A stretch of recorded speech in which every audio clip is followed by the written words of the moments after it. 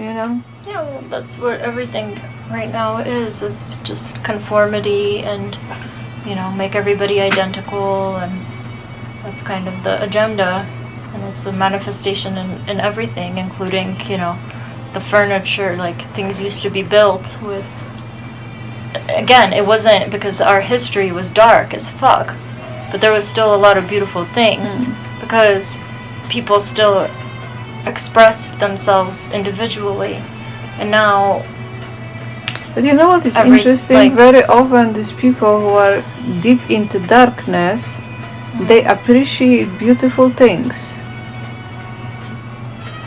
Like, you know, they appreciate, let's say, music, or they appreciate art, or they demand also from artists very often. That's a very general statement. What do you mean? Well, think about, like, you know, why art even exists before art. You know, all these cathedrals, all this painting. A lot of old souls, starseeds, you know, in our more recent history, like post-Egypt and Atlantis and all that kind of thing, a lot of starseeds and beings with gifts, that's why our doubts come into, because our gifts were used a lot of times against us.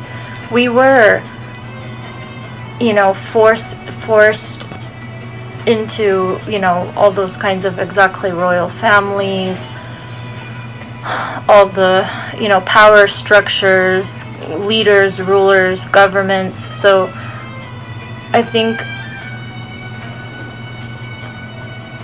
because you always had like those kinds of people, and then it was like the masses, the people that are kind of easier to manipulate, and then you have light and dark polarity, and then obviously in recent history it went dark, where, so we're gonna see in our books and all of that, we're really gonna see the art of those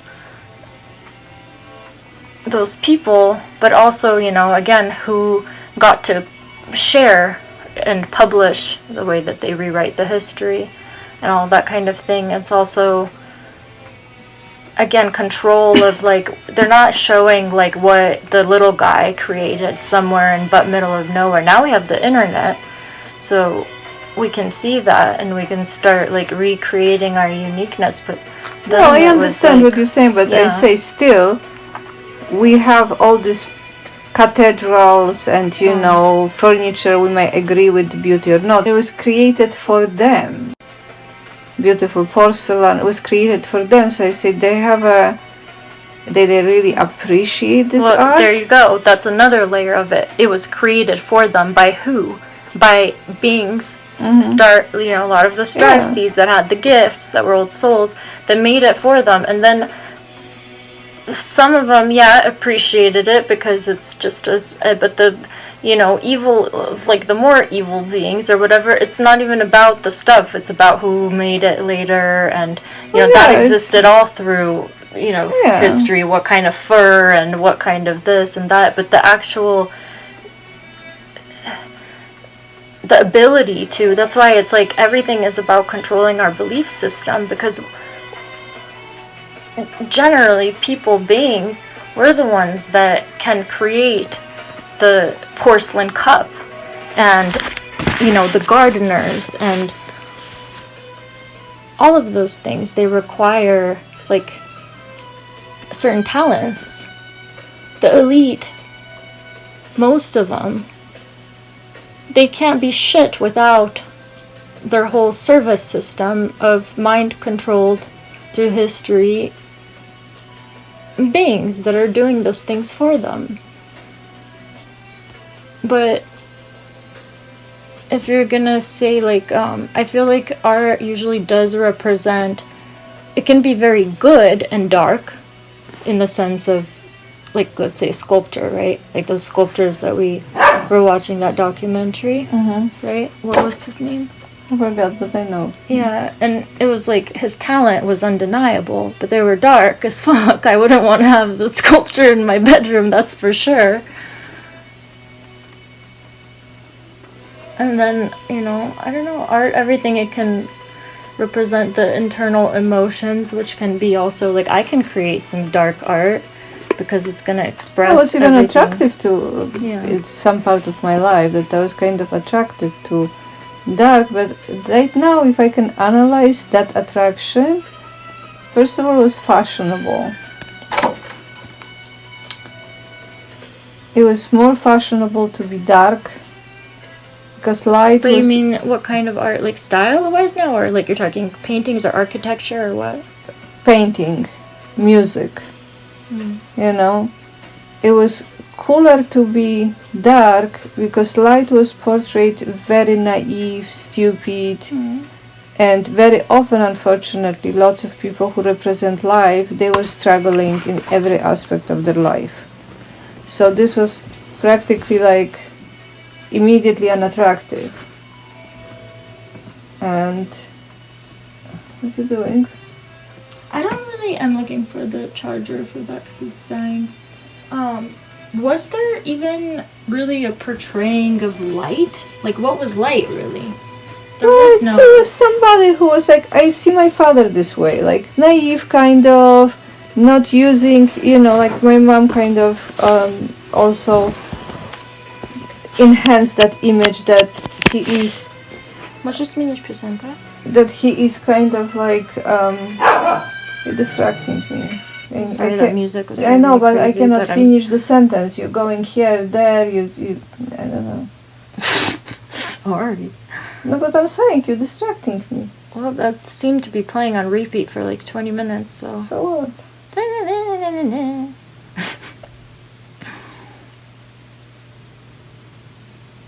No, I understand that you're talking about the... So it was not attractive. Mm-hmm. You know. And also is promoted. The music, it was promoted the kind of dark art.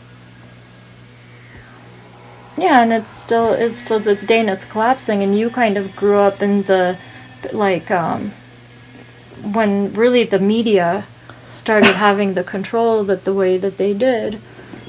So I think that's what that's why I was saying, like, light during those times. I feel like it wasn't really like now you think of like light and dark. There I feel like you just, like, it was almost like more simple people, you would say, like, like how you're saying the Poland, you know, like the good guy on the countryside that takes care of his children and chickens. But most of the time these people were like, actually, I will have to say in Polish, takie niedorajdy. Like, I don't know what that really means. Niedorajda to jest taki somebody who is really not know how to navigate smart way in life. Mm-hmm. It's too naive, too stupid. So it's simple. Easy to manipulate. Not necessarily not intelligent. Mm-hmm. It can be very intelligent. My father, who finished two university, and he was ingenious in science, but he didn't have the elbow to go up to in the career. Okay, so you're talking about in the like what was supposed to be people that because that's what the media and stuff, it was like to be successful, like Mad Men is a good example of that kind of reality starting to that's what I'm saying, it was like almost like there was the simple people that didn't really know how the new world is supposed to work and how to make yourself important and how to stand out and you know. But that's all the system. That's all the imprinting. But that's what I'm saying. It was imprinting me this way because from the day when I started understanding this reality, which is around age 4. It's a combination though, because it's a good thing in you too, because it also shows generally a rebellious nature. Because you always have, I think that's kind of the dark too, can represent, because we're not talking evil, just a little darker. It's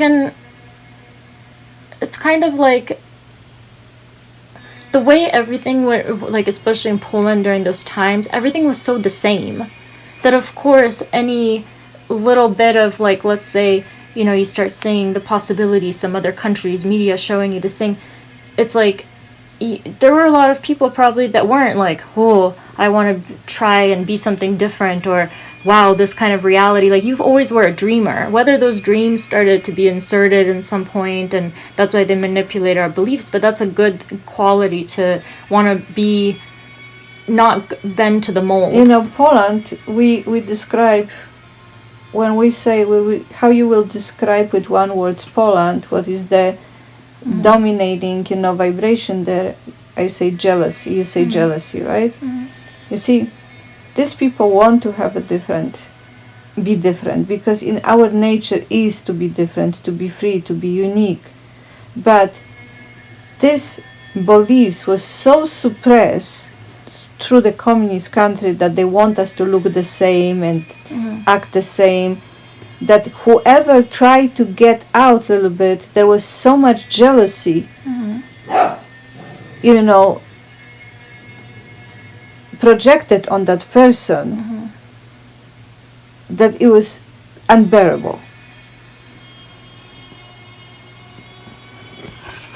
But in the same time, this is the first country that actually killed the communists. Everything happened in Poland. And it happened very fast. So, quantum. Enough people start believe that they can be different, and rest just follow like a ship, you know. That's it's also how always going to because be. a lot of starseeds started coming in during those times, and again, how, you know, Debbie even said that like, let's say we being all the way back to Lyra, we incarnated into Poland, how she said particularly also for the genetics, that those sides, they have a lot of Pleiadian, you know, genetics and things like that. And after World War II was pretty much where, and, you know, everything's happening at once, so it's hard to put a timeline on it, but apparently the intervention was when they were getting ready to drop another, you know, atomic bomb or whatever, and that's where things intervene. No, we're not going to go down that road again, how we did on the other timeline. This was, you know, not only that we will blow ourselves, we will blow also our neighbors that we don't know that they exist. Yeah, that's why you're considered a first wave volunteer, because you came in. And again, that's why I guess it's like first wave. What does first wave mean if you were also in Egypt and Lemuria and Atlantis? But first wave in definitions of, because the work was already, but those were different timelines as well.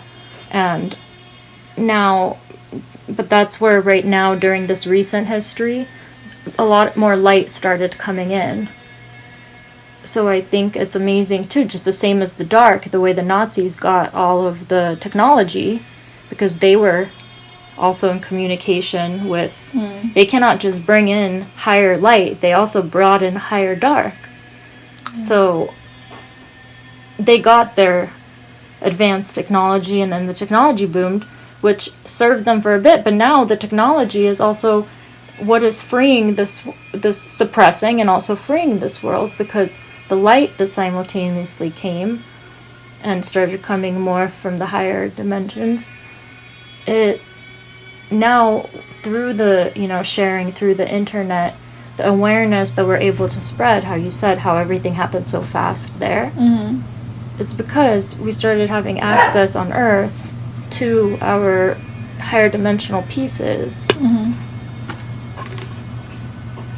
But yeah, art in general, like darkness, light, like as long as things, again, it's like darkness is I want there to be darkness, but I don't want there to be evil, because we never really like distinguish. A lot of the times we kind of like to group them together. Oh, you know, this is dark, but dark is also very fascinating, intriguing.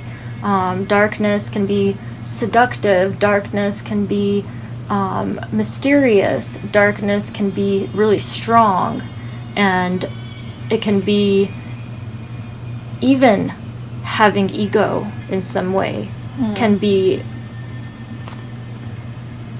But when it starts going into the polarity of evil harming another sentient being, that's a different darkness. That's the type of, I don't want to see art where things are getting skinned alive, or, you know, religious art with children, like the way that we're seeing like all the religious paintings with priests and little kids and all this kind of crazy shit.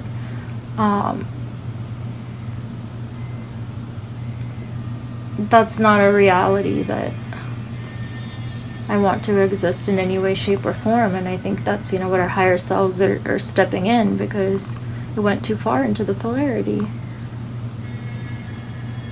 Yep. There is such thing in 3D as an innocent being. Yeah, in the higher, that's like all these higher dimensional truths and stuff that people just kind of, throw around and spit about. Like, they don't always apply here. You have to have the two perspectives, an observer perspective and the, human perspective. Is a child innocent when they are, born into some satanic cult and then they are ritually abused, or some other, poor country where they're trafficked? And I would say that they're innocent. Yes, you can say on a higher level their soul lots of times agrees, but not always too. The system got so fucked up on the higher realms that I don't think you can go more macro, and then yes, we agreed, but we even forgot when it keeps splitting down what we agreed to. That's what I say when I was watching this movie yesterday. I told you about this guy who for 20 years he don't even know who he was. He cannot speak he never read. And then But what guy? What was it about, the movie?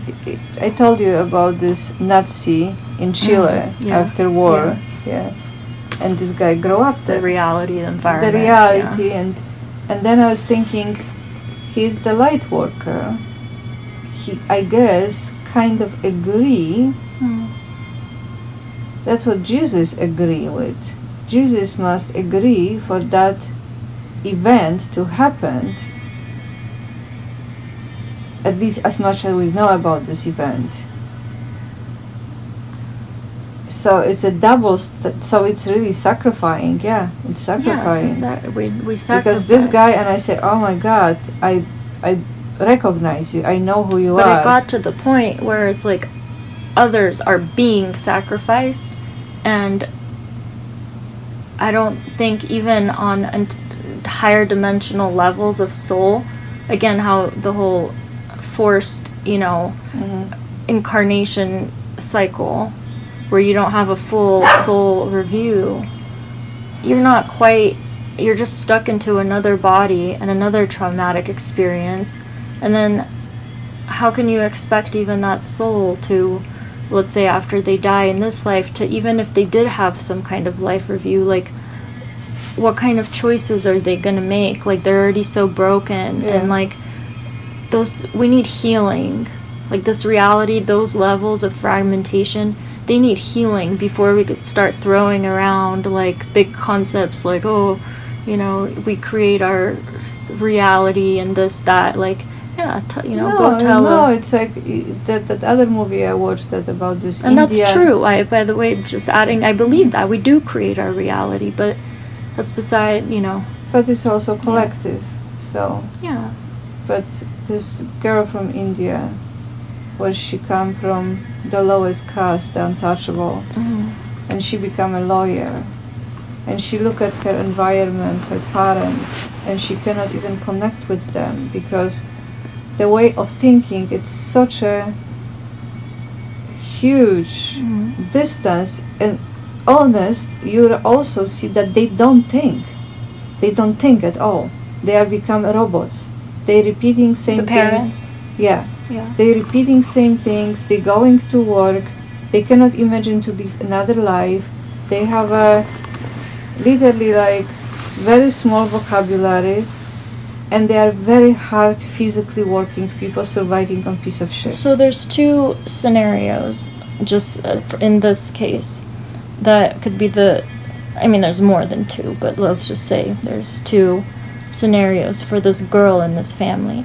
One, the family itself, those are the types of souls, I'm saying new souls, and this was the clearest to me when I had this horrible nightmare, and I kind of was an observer and also a participant in this nightmare, but it was basically some kind of country like Cambodia, a bunch of little kids. It was basically like a Holocaust pretty much scenario with kids, but in the dream, all of a sudden I realized clearer than ever before, oh my God, because there was a moment where basically we're like all these kids on the ground under this fence and starving, and we're like basically on our stomachs in mud and trying to get to the other side, and there's all these so there's the bars on top of us, and then there's the guards standing over, and they're just laughing, and there was this woman in the dream, then blonde hair, and she's eating bread, and she's just laughing because all the kids, they're looking and they want it, and she finds it so amusing. But in the dream, all of a sudden I was not the kid anymore in that scenario, one of the kids, but I floated out into the observer perspective, and I said, oh my gosh, what a cycle. Those kids that are crawling, if they're a new soul, they haven't had all this experience yet. It's their first embodiments of some sort. What are they going to do in the next life? They're going to come, and that woman that's eating the bread, and in that moment I felt, oh, she's so evil. But then I was like, wait, I saw like her being just that type of kid in another life, and the vicious just cycle, and how to kind of get out of that. And it was just like clearer than ever, like that kind of like not judging, and it's so hard because it's like you want to punish the woman. Oh, you're gonna know what it feels like, but no. When we see the higher perspective of where she began to be evil in that kind of way, to do something like that, all of a sudden she becomes one of the kids. And vice versa. The kids rolling in that mud become a guard, a torture guard in another lifetime. It's all they know. But in the scenario with what you're saying with the girl, so the family would be these types of beings that are new souls that you just feel hopeless, broken. It's too painful to feel.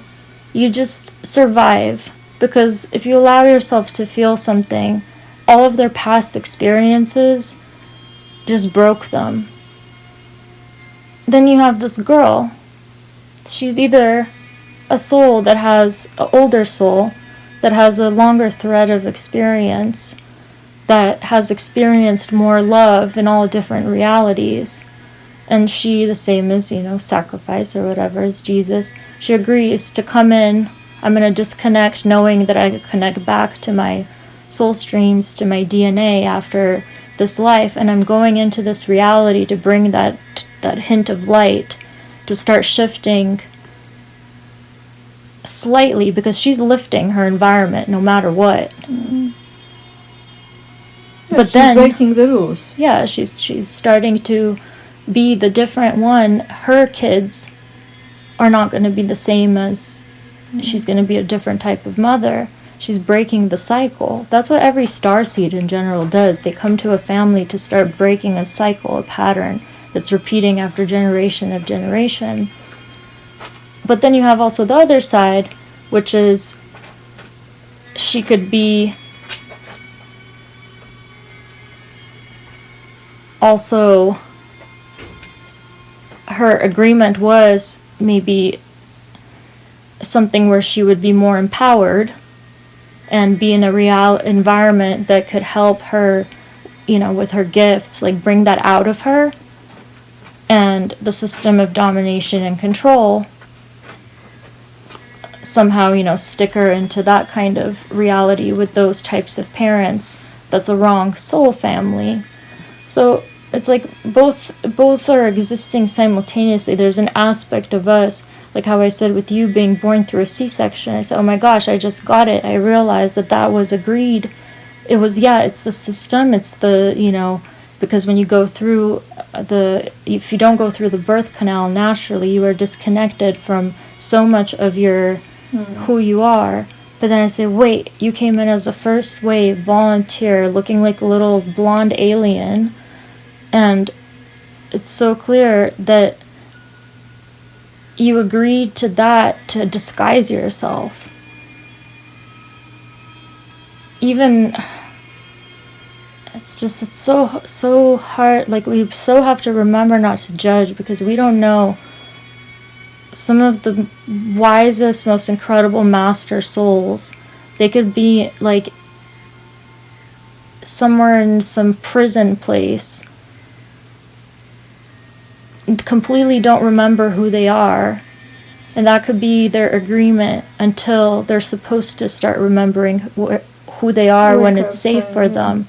Yeah, and when it's safe for them too, because we can only access the higher codes when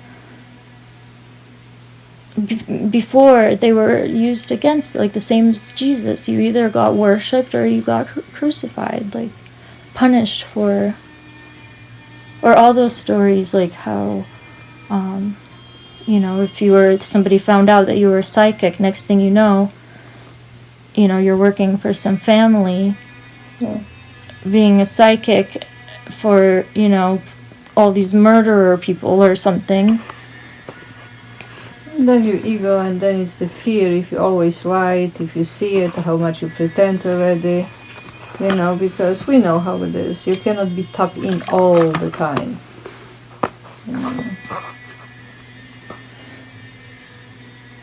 Oh, well, that's if you're starting to actually like it, like, because you can go into the dark and eventually, like, let's say you do get, I'm just saying, like, even like light beings, like, that were truly had the psychic gifts and stuff. They get used for their, next thing you know, somebody found out in the village that there's this kind of Debbie story with the whole Egypt thing, how, she was known for being able to see into, I forget, past lives, or what was the gift?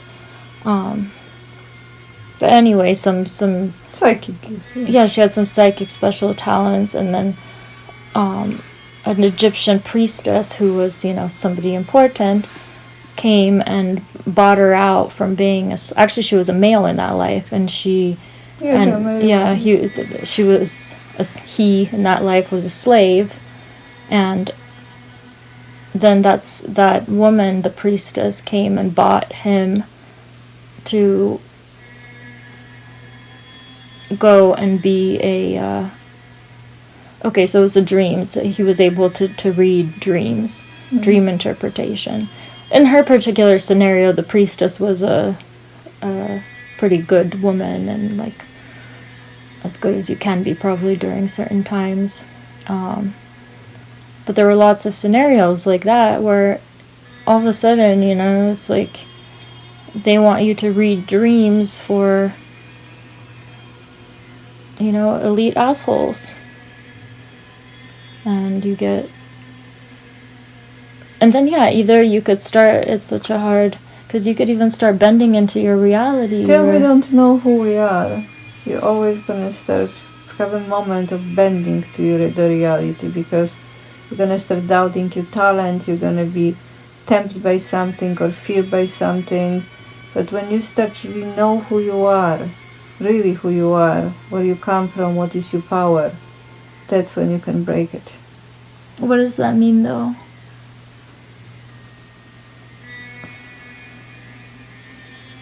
Is that possible here in the physical?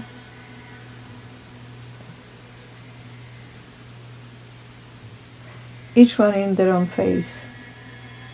Each what? Each one in their own pace. Their own pace? Yeah. But each one. And everything going faster, plus we have the way of communicating with each other before we develop, telepathy or rediscover. We will slowly start understand who we are.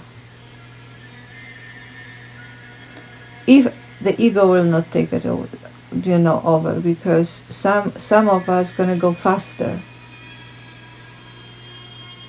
Some of us might start be worship. Some of us might start feel like money power. So how to avoid that? Remembering why we are here. Which is?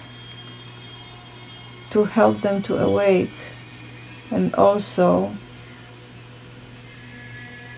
be really awake too, because that's the only time that you know. That's when you can turn off $50 million. Turn down. Turn down, yeah. 59, like Yeah. Dave Chappelle. Well, I would say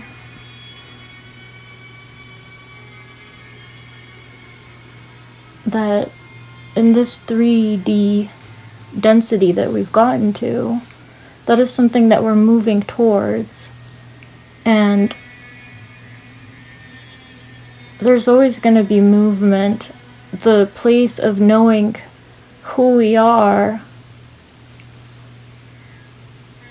like, it's probably not even reachable completely, because even source itself, and then there's another source and another source, is learning infinitely who they are. But you know what I mean. Of course. Yeah. I'm just adding layers. There's no right or wrong answer here at all. I'm just flowing off with thoughts. And again, it's always like there's different layers of, the micro, macro, everything in between. So simultaneous truths exist.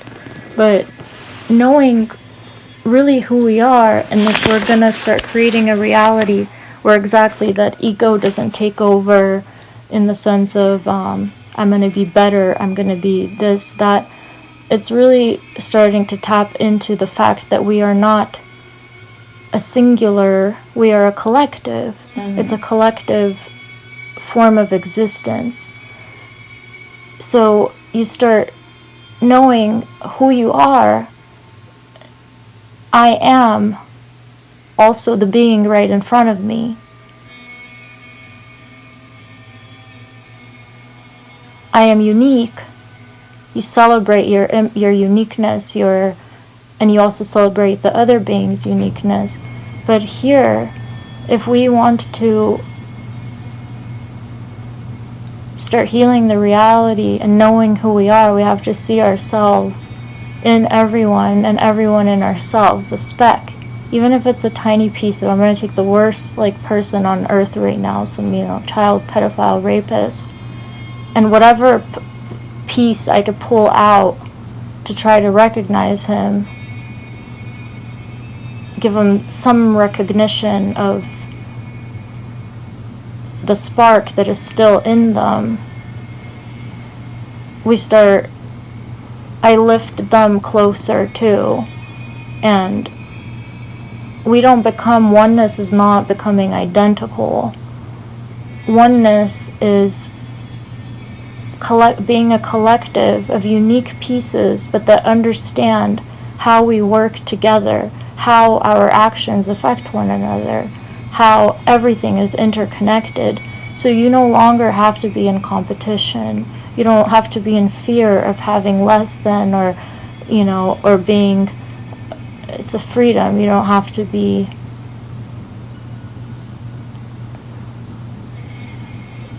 we have this kind of it's all healing trust. When I say this, I say freedom for me is to actually see others with the recognition, because that's why it's easier to forgive, it's easier to not expect, it's easier not to be needed, or you just know who you are and you know who they are. And you can look at from this macro perspective, and it helps to exist in the micro perspective. Yeah, and exactly. And it's important because when you say those words, right away, they become, from the micro perspective, they are not right, in the sense of we should want to feel, there's nothing wrong with wanting to feel needed. But from the little bit more macro, it's just splitting into an observer. No, we do want to feel needed, but it's a different type of needingness. You can need when you're in your knowing. Then you can even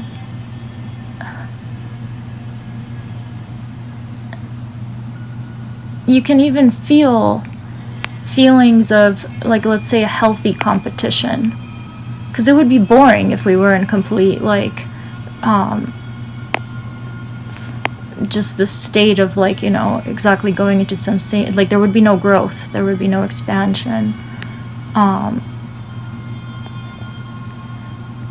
We can just freely admit, see, that's what it is, it's a transparency. I can even say that I'm jealous of some being's talent, of whatever they are, you know, there's some amazing opera singer, both here dimension, higher dimensions, and oh gosh, like, I would love to be that, but that feeling, I don't have to hide it. It's transparent to both of us.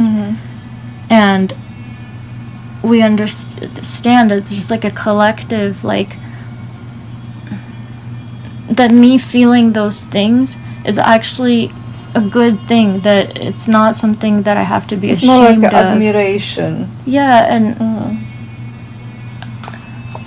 or it doesn't even have to, yeah, like an admiration, but even if it comes with some level of, like,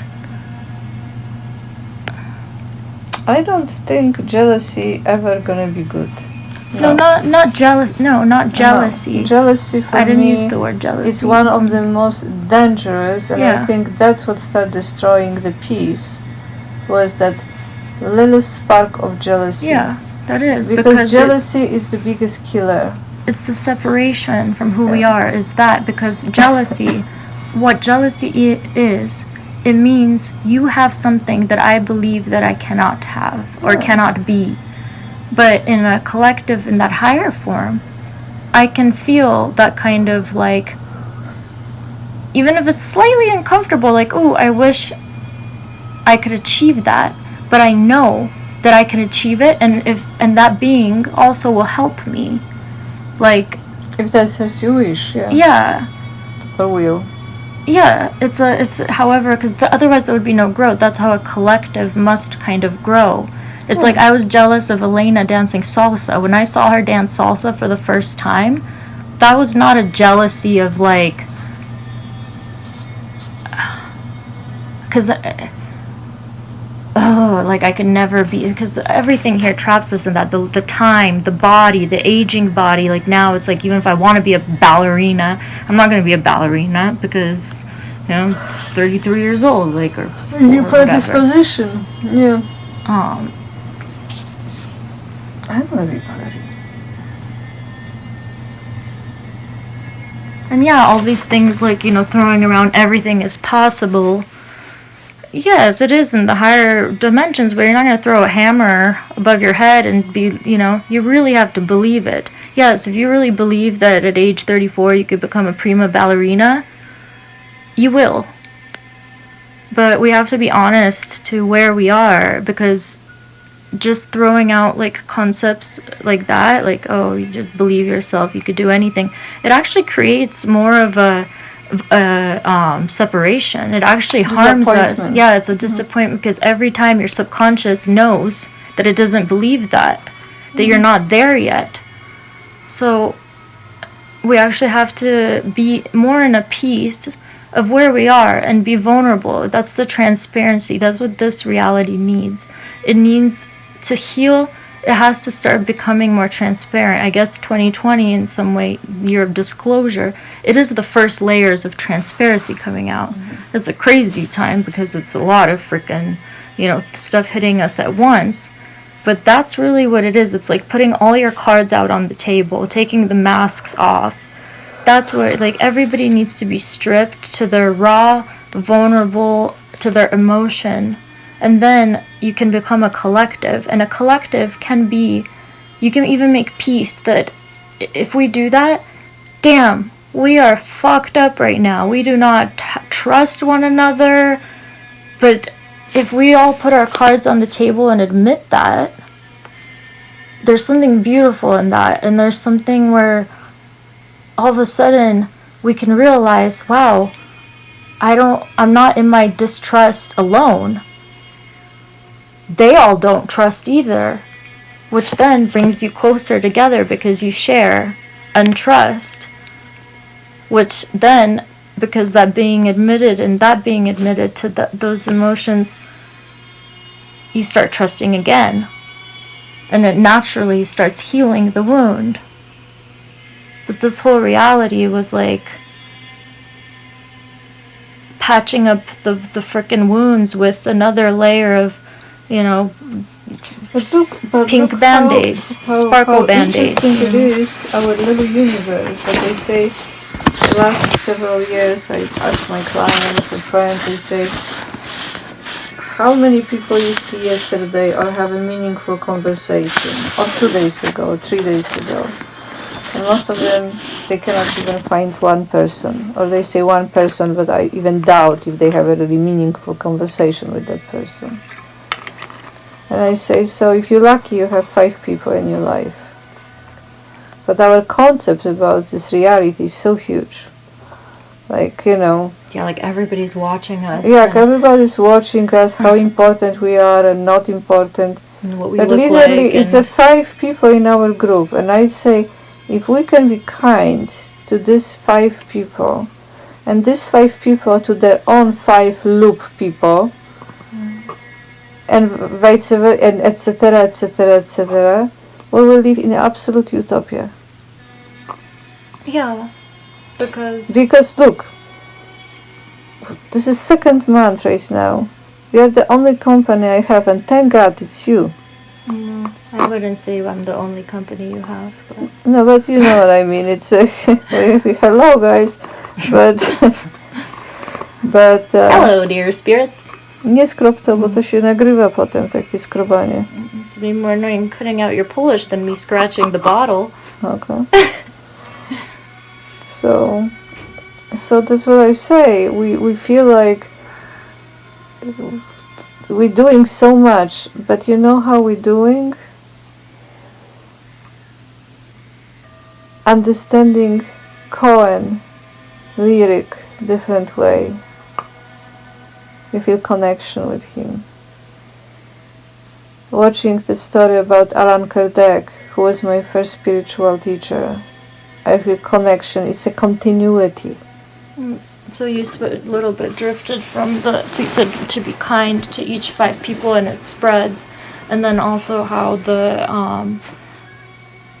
recognition is what you're saying with Cohen, and to look for, because I mean those things that whatever is something, and I mean I think those types of art and things is the strongest resonance of it's bringing us back to life basically. Yeah. All of that kind of, because art is the most vulnerable form of, and that's actually why too art is such a big part of this reality, is because it's almost like all the things that we aren't transparent. I never thought about this. Well, exactly. Like I wonder if in some way the art, the physical art, whether it's a song, a painting, a poem, is more alive here than anywhere else in the universe. Let's just stick with this universe, because in the higher in the higher lighter dimensions, more going towards the light polarity, everything becomes transparent. The need to create art, which is an expression of our longing, really. It's an expression of sometimes the things that we cannot share or feel we cannot share in our world. Like, so it's like you say, Cohen and everything, it's like they're leaving like a map and clues and a little window to their soul, and through that we're refinding connection. Yeah. Without art, we would die, like, because the separation would be, actually the art is what is here that is going to help us take the next step. See, the art is what is left in the physical, all of our longings, and then we each, when we start in tuning with whatever art resonates with us, we start feeling connection again. When we start feeling connection again, then we start being kind to the 5 people next to you, how you're saying. And the more the art, actually, we have less art the higher we go. It's like, I remember Teal Swan once said, the children that play have imaginary friends, and have lots of imaginary friends, usually they are not happy in their current reality. Something is traumatic. Why would you want to imagine a reality and imaginary friends if you have a, let's say, reality with awesome friends and a family that, you know, you could communicate with?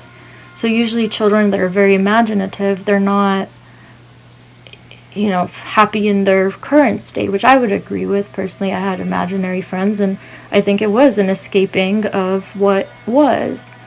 And the art, it's the same. It's like our imaginary friends.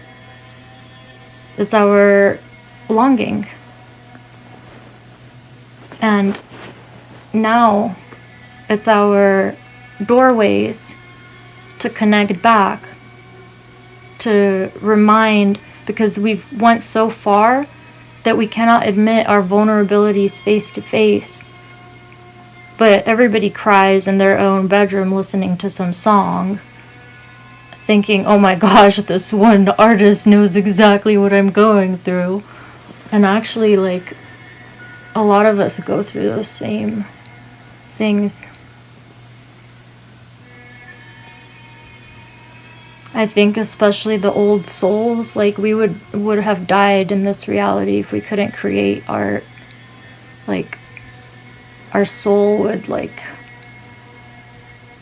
Well, for me, art is everything that touch my heart. If this would be like a little vase or even doorknob, the way it's made sometimes, it's a piece of art, you know? Anything that triggers, like, heart, but it can be also in a negative kind of way too, because even in that, art triggers the emotions. If it triggers the emotions, it connects us. I feel what the artist, whatever, and it's of course partially my like, it's a meeting of, if you resonate and you're in somebody's frequency where you actually take the time to see that art, whether it's listening or reading or whatever, there's a vibration that matches. You spark each other back to life. And that could be in the dark as well. But in some way, that's even good. Like, even the dark expressing themselves through art, because it's better to be dark and alive than become so disconnected, so non-organic that you turn evil. Like, you know what I mean? There's no... Yeah. Like, doesn't even the evil, I don't see them creating art. Like, it's a different layer of existence. It's like you are basically, you become soulless. That's what that is, to be soulless. You can't even produce art. You just become like a vampire. You have to feed on others' energy.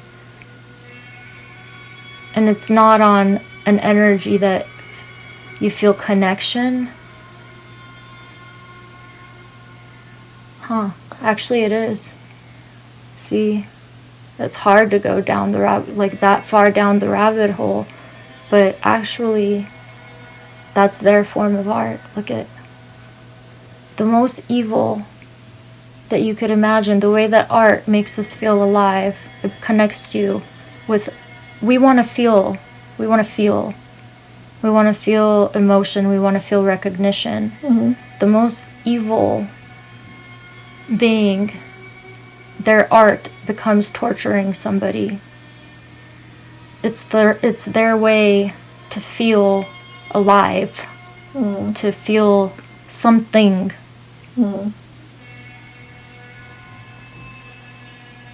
They miss so much to create themselves that they have to eat the creator, that they have to destroy to make whatever, let's say, is something that is pure and they're creating.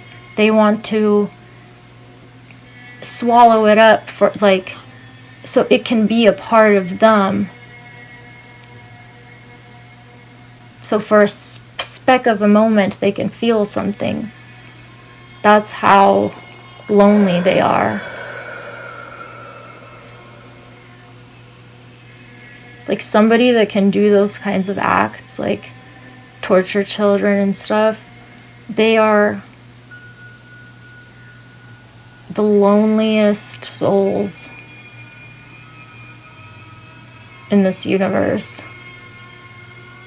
They are so lonely.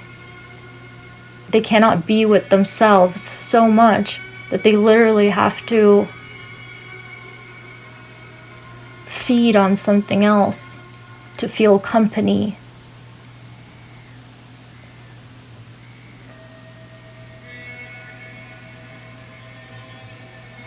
That's the closest thing they could feel to love.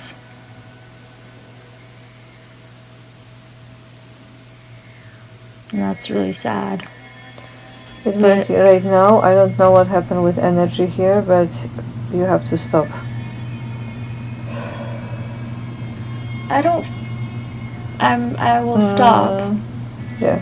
But I don't feel fear right now. No, I'm just feeling like you have to stop it. Yeah, I feel. I'm not saying like dangerous, but I feel like something. Let me just finish my sentence. No, it's not. I think it's powerful to feel that because, like I said, that is so sad, but that is also so incredible to know that. Because when you know that and you really see it, healing is possible.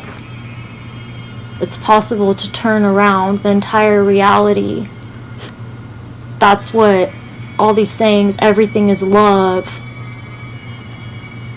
And obviously in 3D form, you're not going to stand in front of someone like that and